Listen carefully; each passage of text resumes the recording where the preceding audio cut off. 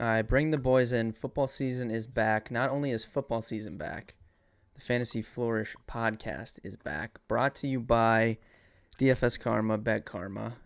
Ben and Matt here. So what we're going to be doing is we are going to do a weekly episode, and we are going to discuss how each of us attacks our home league. This is a highly prestigious league. This is the this is the 11th year. I went back and looked. This is the 11th year of this league. So what we're going to be doing on this episode is we're just going to be quickly going through our prediction. The draft is tomorrow, Sunday, August 28th. So if you're watching this whenever, just know the draft is happening Sunday, August 28th. We're going to go through our mock draft. The draft order set.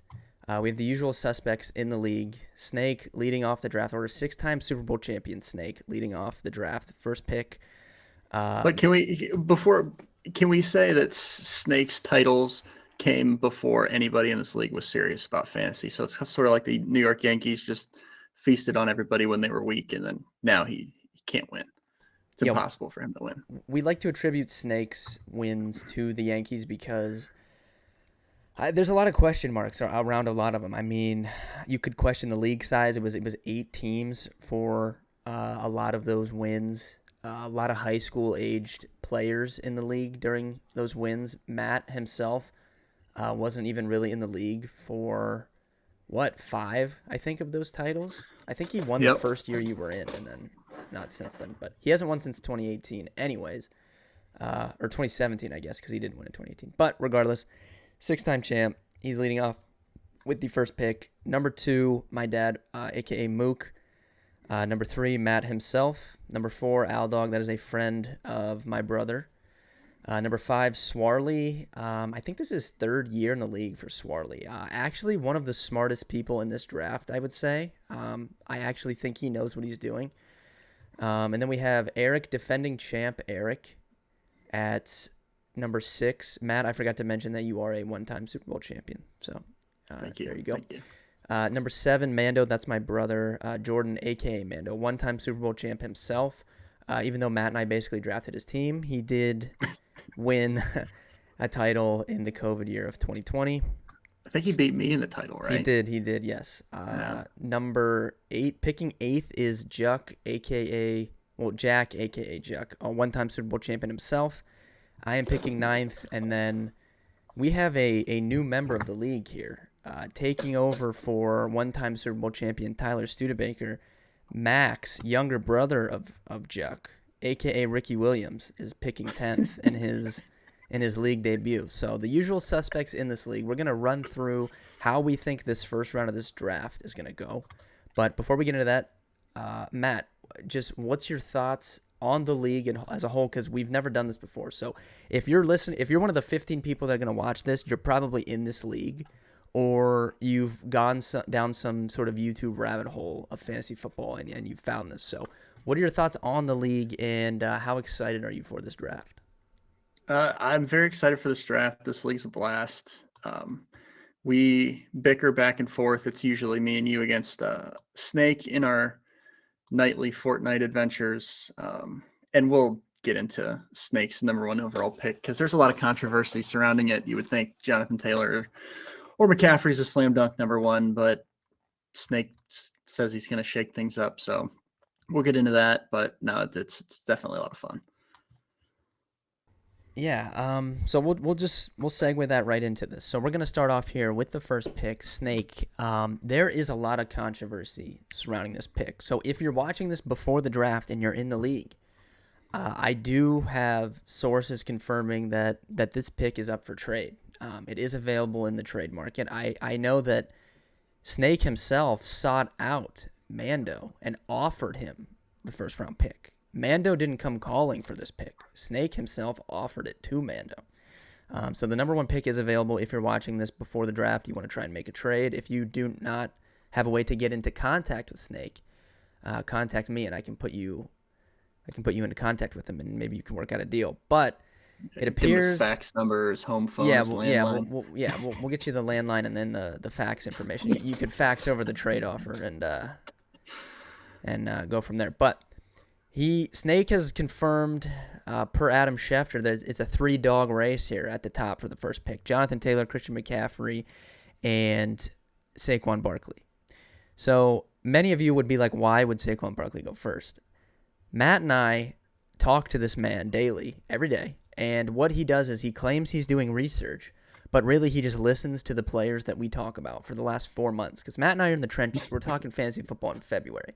So he listens to us every day for the last 4 months, and eventually what we say creeps in, and now he has heard my love for Saquon Barkley this year, and he's entertaining him at the first pick. This could be a ploy and completely fake. What's your thoughts on that? Do you think Saquon Barkley is actually an option at the first pick? So, okay, you and I both love Saquon, and we both think that he could be the RB1. But I think you probably would agree with this. If you had the first pick, you're probably not even thinking about taking Saquon Barkley as much as you love him. No, Like, not a chance.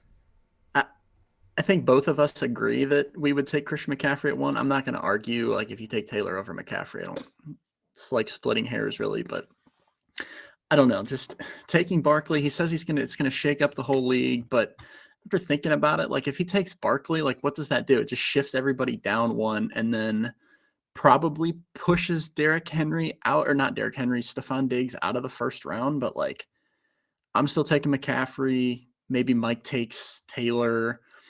Eckler's still gonna go there. Then Jefferson. I have Like it confirmation doesn't. that Mike is taking Cooper Kupp, but if Jonathan Taylor's there, he would take Jonathan Taylor.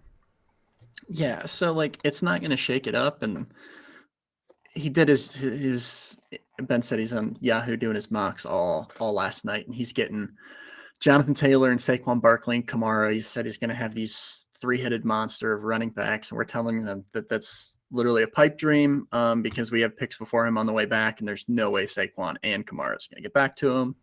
But he And swears by it. he's a So running back slave. Everybody should know this. Allegedly, last season he ranked his guys on Yahoo. Allegedly this happened, and the top 25 players in his rankings were all running backs.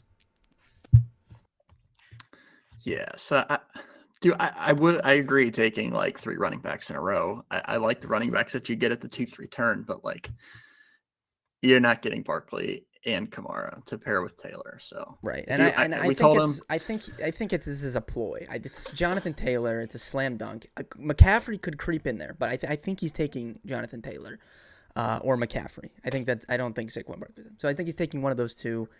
Like I said, I have confirmation Mike is taking Cooper Kupp. Mike loves Cooper Kupp. It's his favorite player, so he's taking him at 2. And then it falls to you. You're taking whichever of Jonathan Taylor and Christian McCaffrey are there. Is this correct? yeah, it's 3 is very good for me in this league. Like it's you get Jonathan Taylor, Chris McCaffrey, or Justin Jefferson. That's what I've made my mind up on. So yeah, I'm good with whatever falls. Hopefully Correct. McCaffrey, because if he plays all 17 games, he's going to be far and away the best player in fantasy, I think. Yeah. But I'm not gonna complain with Yeah, any of those guys. you're in a can't miss spot. I envy you being in the 3rd spot, truthfully. And I get to take one of John's guys on the way back before it gets to him, Yeah, which is even better. it So works out perfect for yep. you. Al Dog, I think this is Alan's 2nd year in the league. I think he was in for the 2020 season. I think he's going to take Austin Eckler. I think that's a pretty easy pick at 4. I don't think he'll overthink it. Swarley, like I said, one of the smartest people in this draft. I think Justin Jefferson and Dalvin Cook are both in play here. I think he will take Justin Jefferson. I feel like he normally takes a running back, so maybe he mixes it up a little bit here. Yeah, just that next tier, like Swift, Cook, Henry. I mean, yeah, I love all of them. Like, have no problem taking them, but I just think that Jefferson could potentially be the number 1 player in fantasy. Like, Yeah, Zimmer's I think he's gone, going to be O'Connell's I think he's going to be the there. number Like, 1 wide receiver for sure. yeah, I agree. It's going to be more of a passing offense, and I don't know, any video that I see of him now and highlights, it's like nobody is within 5 yards of him ever. So he's always open. He's going to have a massive year. Correct. So 6, Eric. I think Dalvin Cook and Derrick Henry both are in play here. I truthfully don't know which way he's leaning. I think I don't know. You don't know him. I know him. I feel like Derrick Henry is like his type of guy. And it's tough to argue, the upside, if he plays all the games. So I think he'll go with Derrick Henry. Mando, we have confirmation Mando is taking Jamar Chase. He loves Jamar Chase. He wanted him last year. He will be taking him at the 7th pick. Should he be there? I don't know. Maybe somebody watches this and then throws a wrench in the plans. But I think he's taking Chase. And then we have confirmation from Juck that he really likes DeAndre Swift. I think DeAndre Swift could be the number 1 overall running back. I think that's a completely fine pick from him. Tons of upside there. Then it falls to me. I guess I could get weird, but I'm probably just taking whatever the best running back is here. With it being 10 teams, I'm just going to take the best player, I think, at the start. And then wrap it up with Ricky Williams in his league debut. I got some confirmation from some sources here. This kind of what's your thoughts on this strategy from Ricky? I think he's going with a Bills stack, Stephon Diggs, Josh Allen to start the draft out. I don't think this is a bad move. I like the stack, but that's that's the typical first year of playing fantasy football move, taking a quarterback that early. I don't want to take a quarterback, but it is Josh Allen. Yeah, that's was going to be my second point. Like, it's Josh Allen, so yeah, it's fun. Like, this league's not for money; it's for fun and bragging rights, and mainly just burying Snake. It's like a 9v1 league, so as long as he doesn't win, I'm good with whatever. And if Diggs and Josh Allen get that done, I'm more than happy for Rick. Completely agree. That wraps up the mock draft. I mean, I think it's pretty straightforward, and I think this mock draft could pretty much be applied to every home league. I mean, you could shift some of the guys around, but I do think this is the group of players that probably are going to go, with the exception of Alvin Kamara, who I think could creep in there in some drafts. But for the most part, I think this is the 10 guys that will go top 10. It's just deciding what order it is. Like I said, we're going to be doing a weekly episode surrounding this league. So if you're in this league and you're watching this video or listening to it, we'll be doing a video after the draft where we'll do power rankings of all the teams. I hope Snake's in last, but he probably won't be.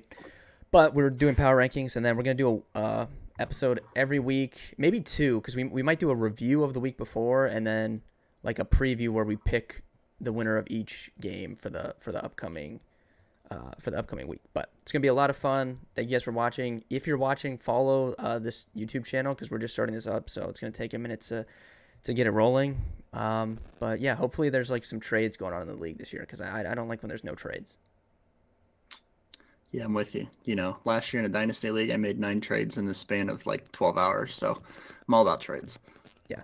So we will see you guys after the draft.